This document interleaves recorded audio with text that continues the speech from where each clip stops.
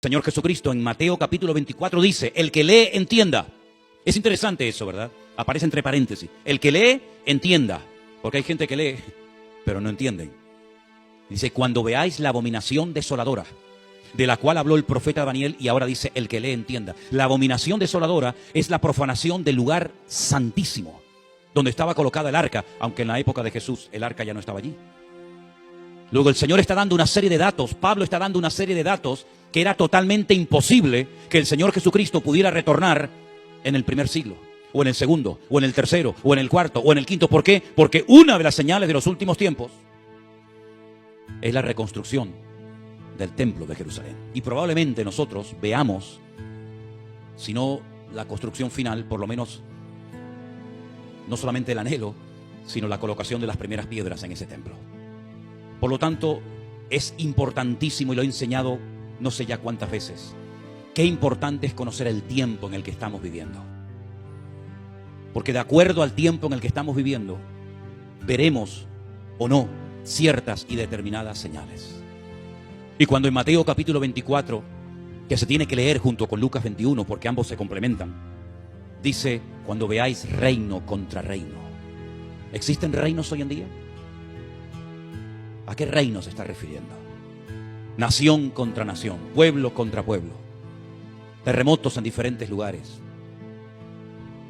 Todo esto será principio de dolores.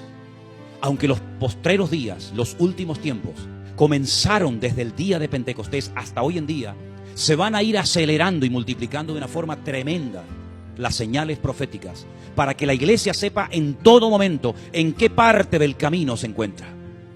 Y yo tengo la sensación y el dolor en mi corazón que hay muchos creyentes que no se enteran ni saben en qué tiempo de la historia estamos viviendo. Le decía hace unos días a unos hermanos que querían ir a Israel. Miren, hermanos, a Israel uno no va cuando quiere. Uno va a Israel cuando se puede. Porque hace 2 años queríamos ir y no pudimos, por todo este tema que ustedes saben. Y llegará un momento que aunque seas el hombre más rico del mundo, y aunque anheles con toda tu alma y con todo tu corazón ir, no vas a poder ir por las circunstancias que se van a dar. Porque el espacio aéreo de Israel se cerrará, como se ha cerrado en otros momentos de la historia. Y por eso, mis queridos hermanos, ante esta expectativa que nunca tenemos que perder los cristianos, la pregunta es, ¿y qué hago? ¿Qué hago? ¿Qué puedo hacer?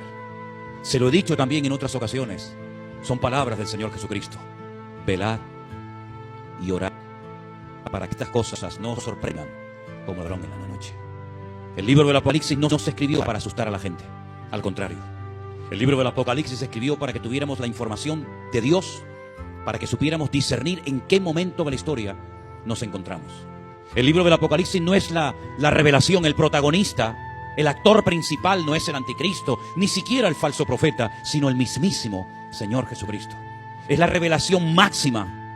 No hay un libro en la Biblia que nos dé tanta información, tantos títulos, tantos nombres, tanta información acerca de la esencia y del carácter de nuestro Señor Jesucristo, como por ejemplo el libro del Apocalipsis.